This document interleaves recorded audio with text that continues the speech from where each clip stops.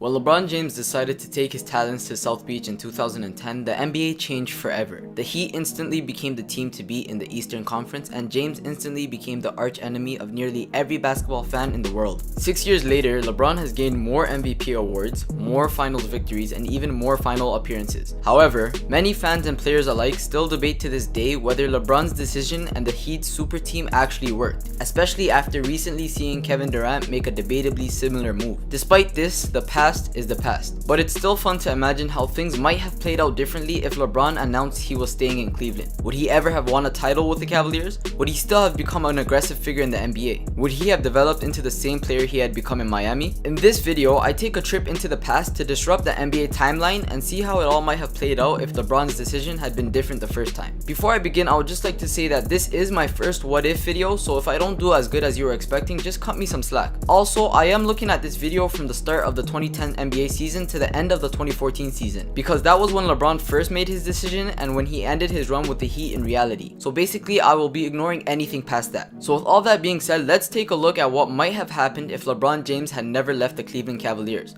Welcome to NBA Insider.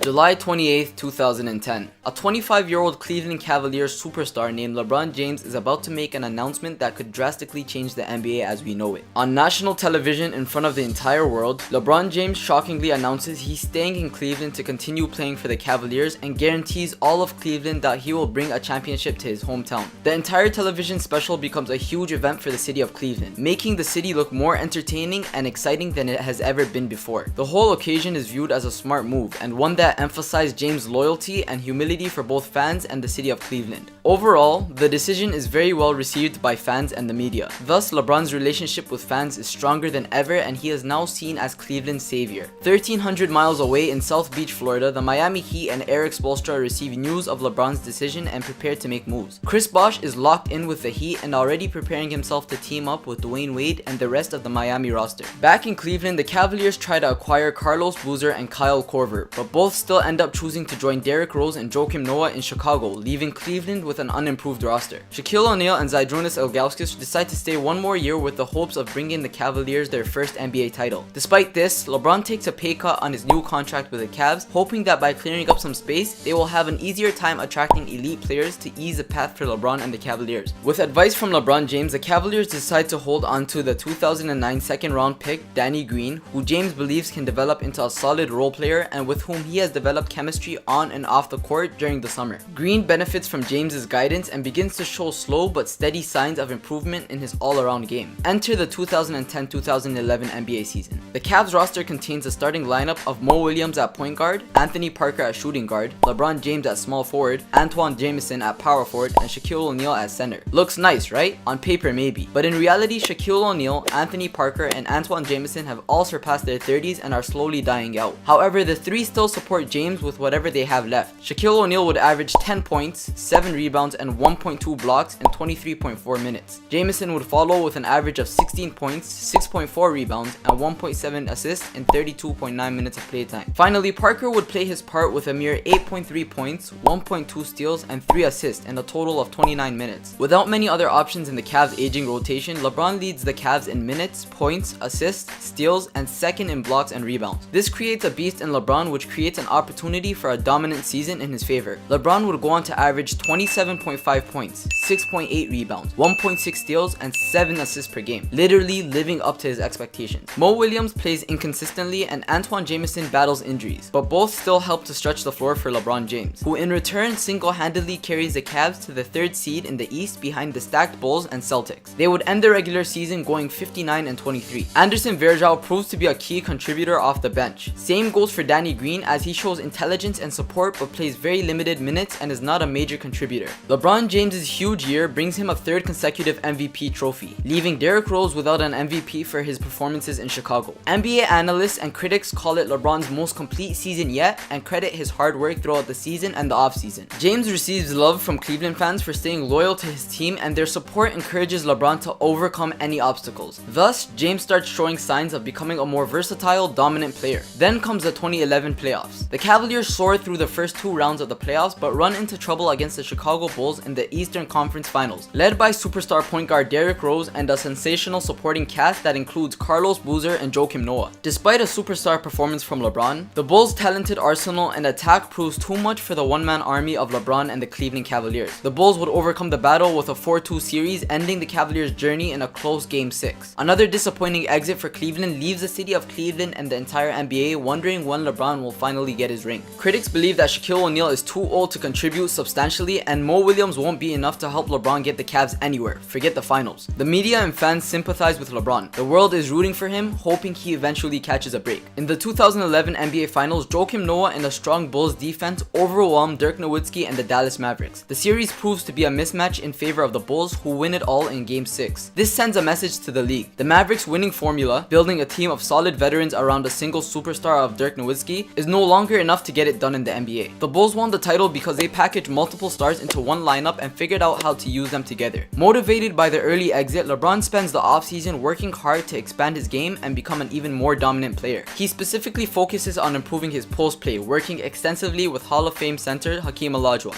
2011 NBA Draft. NBA teams try to make the best decision in players they decide to pick up and trade. The Los Angeles Clippers, with their first overall pick in the draft, try to make a selection but can't seem to find a good offer. The Cavaliers opt not to trade for the top pick as they are in winning mode and not in position to give up multiple or any key role players for that matter. Finally, the Clippers decide to hold on to their pick and select Duke point guard Kyrie Irving, hoping he can form a dynamic duo with emerging star Blake Griffin. The Cleveland Cavaliers managed to acquire Jimmy Butler at the end of the first round, hoping to bring some much needed depth to the team. As far as trades go, Chris Paul announces he has no intention to return to the New Orleans Hornets after his contract is up after the season, so the Hornets decide to shop Paul for some long-term value. The Clippers, of course, are not interested in acquiring Paul as they are satisfied with Kyrie Irving at point guard. The Cleveland Cavaliers become the most appropriate team for the Hornets start. The organization does not trust Mo Williams anymore at point guard, and James and Paul are extremely close friends, so this clearly works in their favor. Hoping to team up with King James to win a title, Paul is excited about heading to Cleveland. The Cavs and Hornets complete a trade that sends Mo Williams and multiple first and second round draft picks to New Orleans in exchange for Paul. With Wade and Bosh on the edge of making the Heat a dominant force in the East, they attract Carmelo Anthony, who is traded in a blockbuster deal that puts him in Miami to form a big three with Bosh and Wade. Anthony, looking for a way out of Denver and into a bigger market with a better team, expresses extreme interest in joining Wade and Bosh in Miami to form a big three and challenge the newly restocked Cavaliers and the reigning champion Chicago Bulls in the Eastern Conference. The Nuggets and Heat agree on a trade, and Melo heads to South Beach, hoping to be the missing piece that puts Miami over the top. As the 2011-2012 season begins, Chris Paul and LeBron James prove to be an unstoppable combination. James's stats go through the roof, with Paul passing him the ball and taking away some of the attention on offense. LeBron James becomes more efficient and his shooting percentage skyrockets. His workouts with Hakeem Olajuwon in the offseason would pay off as his post game is more dominant than ever. Chris Paul's presence also allows James to be more selective with his shots and play more in the post, helping elevate the three-time MVP to one of the best seasons in NBA history. LeBron wins his 4th MVP, and the Cavs take the top seed in the East using a lineup including Chris Paul, Anthony Parker, LeBron James, Antoine Jameson, and Anderson Varejao, with Danny Green and Jimmy Butler playing key roles off the bench. The Cavs face a challenge in the Eastern Conference Finals against Miami's Big Three, but Cleveland proves to be much deeper and far superior defensively. The Cavs face the Oklahoma City Thunder in the NBA Finals. James and Paul outlast Kevin Durant and the Thunder and win the series in 7 games. James wins Finals MVP. NBA fans celebrate the fact that LeBron won a title at a younger age than Michael Jordan and claim he'll surpass the former Bulls great when all is said and done. Skip Bayless, a huge LeBron fan, makes a controversial statement on the decision, declaring LeBron James as the greatest of all time. Cleveland becomes the center of attention in the NBA, and LeBron cements his status as the most universally loved athlete in America. All the way in Oklahoma, after falling short of winning a title a year earlier and seeing how the Cavaliers Cavaliers and Bulls were able to win titles by packaging as many superstars as possible, the Thunder make it a priority to re-sign James Harden. The core of Durant, Westbrook, Harden looks like it will be a dominant force in the Western Conference for years to come. Frustrated with ownership in Orlando, Dwight Howard demands a trade and specifically expresses interest in joining what is now the most desirable team in the NBA, the defending champion Cleveland Cavaliers. James and Paul pitch Cleveland to Howard, hoping the big man will join them to form what could be an unstoppable big three. The Cleveland Cavaliers complete the trade in a multi-team deal that brings Howard to the Cavs, who gave up Anderson Varejao and Jimmy Butler in the process. At a pep rally for the new star trio, LeBron James, who already has one ring on his finger, tells fans by the time he retires, they will win not 2, not 3, not 4, but more rings. The media and fans love the confidence LeBron displays at the pep rally, knowing from the decision how much his city means to him and understanding his promise is not an act of cockiness but a display of pride for his hometown. Already loved by all, this pep rally convinces the world LeBron has what it takes to one day surpass Michael Jordan. Enter the 2012-2013 NBA season. Relied on more for defense and rebounds than scoring, Dwight Howard enjoys an extremely successful season, leading the league in rebounds, block shots, and opening the floor for James and Paul to continue putting on a show. The Cavs become one of the top defensive teams in the league behind Paul, James, and Howard, the league's new biggest three, and snag the top seed in the Eastern Conference with ease. Melo, Bosh, and Wade carry the Heat to the second seed while the Bulls take the third spot. The Cavaliers easily stride to another finals appearance, barely being challenged by the Heat, who put up a good fight but proved not to be nearly as defensively good as the Cleveland Cavaliers. The Cavs would then go on to meet the Thunder in a finals appearance once again after Oklahoma City defeated a Spurs team that would probably have put together a better fight with an addition of a big perimeter attack like the Cavs' Danny Green. The Cavaliers sweep the series in 4 dominant games. LeBron's legacy continues to build. Fast forward to the 2013-2014 season as the Big Three continue their dominance in the Eastern Conference and Oklahoma does the same in the Western Conference. Danny Green emerges as a star for the Cleveland Cavaliers. Chris Paul, LeBron James, and Dwight Howard are all named to the All-NBA First Team and NBA All-Defensive First Team, and all 3 start in the All-Star game. Holy shit, that's a lot of alls. As proof of the incredible way they have been able to bring out the best in each other. James leads the league in scoring and wins a 6th consecutive MVP. Paul leads the league in assists and Howard leads the league in rebounds and blocks. The Cavs take the top seed in the conference, once again followed by the Heat. In what has apparently become an NBA tradition, the finals feature a LeBron-led Cavaliers against Durant's Oklahoma City Thunder. Once again, the Spurs came close to breaking through but seemed to be missing a piece and couldn't compete with the increasingly dominant combination of Durant, Westbrook, and Harden. For the 3rd straight year, James outshines his competitors and the Cavaliers proved to be too deep and too talented, winning the series and bringing Cleveland a three-peat. LeBron and his wife buy a house in Cleveland, saying the city will always be home and he has no plans to leave or to stop winning championships for his city. This creates an image in the minds of the fans as LeBron being the most loyal and hardworking player the NBA has ever seen, thus building love and acceptance for a player who in our timeline would become hated for his decision of leaving the Cavs to go to the Heat. The media declares Cleveland the basketball capital of the world and the city is selected by the voters as one of the top cities in the country to be a sports fan. Thanks to the 3 titles, the franchise is thriving and the Cleveland economy is booming and LeBron James reigns as king. It is universally accepted by NBA fans that LeBron James is already at least a top 3 NBA player of all time and is on pace to easily reach the pinnacle by the end of his career. His haters are very few as most praise his loyalty to his city, his willingness to put winning before money, and his ability to turn Danny Green, Dwight Howard, and Chris Paul into even brighter stars while continuing to improve and expand his own game every year. The journey of success continues throughout for the Cavs in the following years. In the end, LeBron is voted Sportsman of the Year and is said to be by far the most important athlete of the 21st century. And that concludes the video. I hope you guys enjoyed this little simulation of what I thought could have happened had LeBron never left the Cavaliers. As you can see, that decision made a dramatic change, literally changing the NBA as we know it. If you enjoyed this video and would like to see more what if videos like this, please don't forget to leave a like and subscribe. If I made any mistakes or missed anything that you felt should have been included, please let me know. I would love to hear what you guys have to say. Also, if you guys have any recommendations for future videos, please feel free to leave them down in the comment section below. And as always, thanks for watching